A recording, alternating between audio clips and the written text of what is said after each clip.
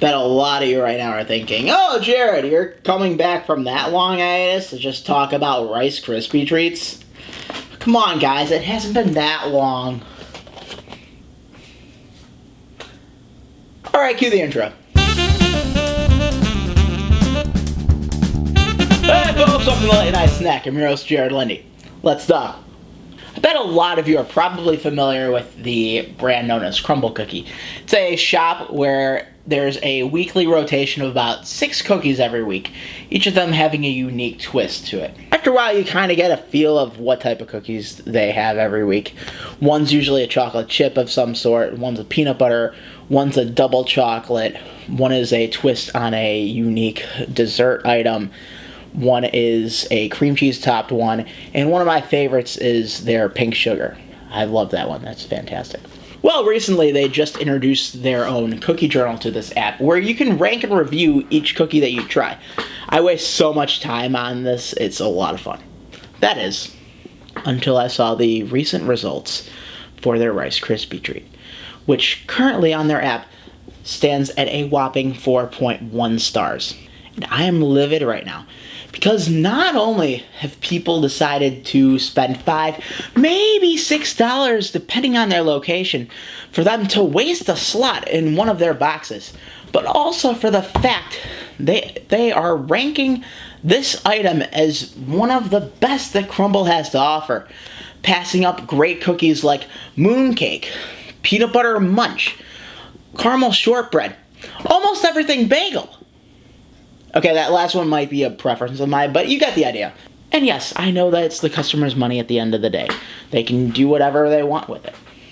But I just think that if people had the tools to make their own, they don't have to go to another app just so they can have one of these delectable desserts. And yes, you can theoretically say that about any and all the products on the Crumbl app. But you know, I think this upsets me the most, simply because a Rice Krispie Treat is not a cookie. It's just another thing identifying as something it's clearly not. And I'm getting sick of it. You've got Bud Light identifying as beer. You've got fruits identifying as vegetables. You've got Sotomayor identifying as smart. You've got Trump identifying as humble. Heck, I'm even guilty of it. No, I didn't lie. I said I identified as 6'2". Where are you going? And there are even people that are trying to identify as myself. Hi, I'm Jared. This is your host for Late Night Snack.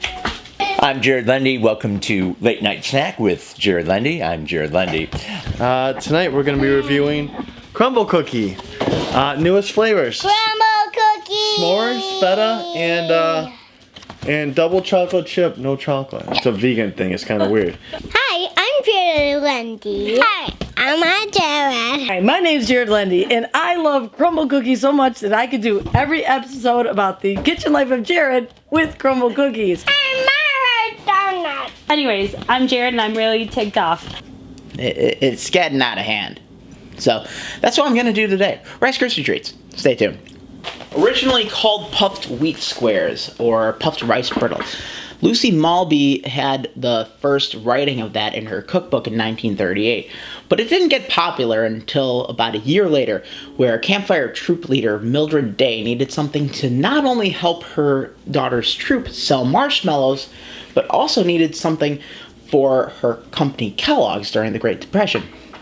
Well, after tinkering with the recipe by removing the molasses and the vinegar, the recipe that we know and love appears right at the back of each box as a promotional recipe. And we've talked about promotional recipes immensely in the Spider-Man video. Now, the simple 3-ingredient recipe hasn't changed much since. However, I like to make a couple of minor adjustments to mine. You'll see right now. We start with a pot on a medium-low heat, to which we're going to add about 4 tablespoons of butter into the party.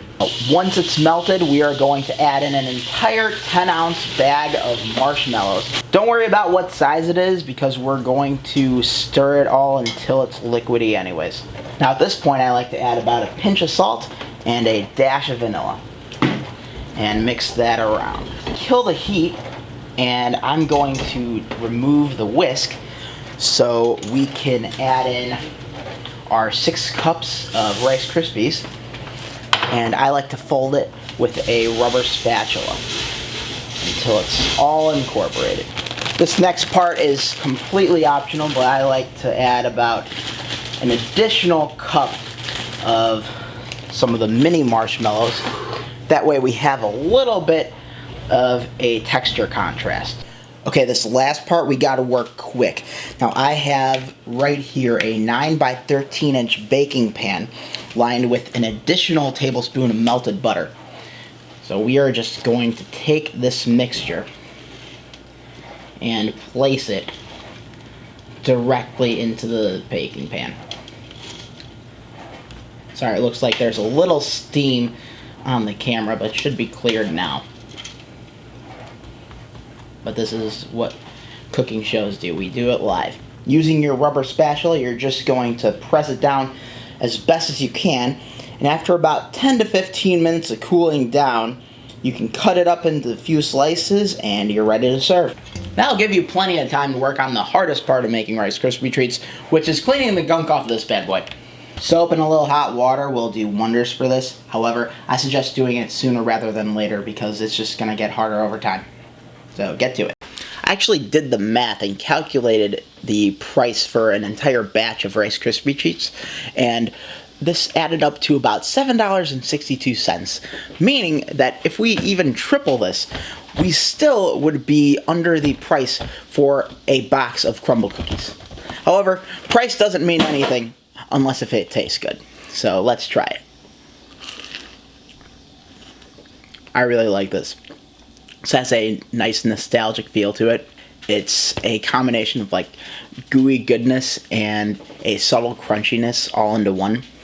And the combination of the marshmallows at the end of the mixing process adds a nice contrast and texture-wise. Man, I love Rice Krispie Treats. Then why don't you marry it? The wedding's off, and she wrote me this Dear John letter. She didn't even get my name right. I don't want to talk about it.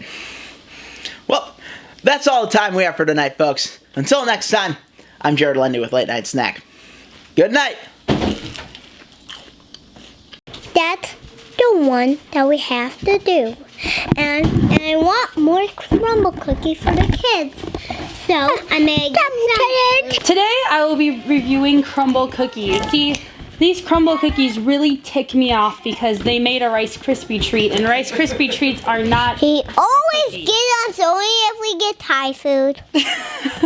He always gets them for my kids when he gets Thai food. Oh wait, I'm Jared. I don't know if I ever told you a story, because I wanted to tell you a story about this, that one time I go ahead and make this phone call, and there's a lady that answers the phone, and I think I'm put on hold, and all of a sudden I'm thinking, I'm hearing this music, and I'm like, man, this music is just awful. It's really, really awful. And then it turns out the lady is playing an instrument on the phone. I couldn't believe, I didn't even know what to say. It was like, I don't know what to say about it. So it's what that has to do with the Crumbl cookie has nothing to do with it. But I thought that it would be a good idea to add that story into this particular one. So You know what? Now it's even funny. Okay, context for that. That was supposed to be a sketch for this episode, but they talked me out of it because they didn't understand the joke for that. You could debate me on that all you want. Now let's read the notes. And that's what she said.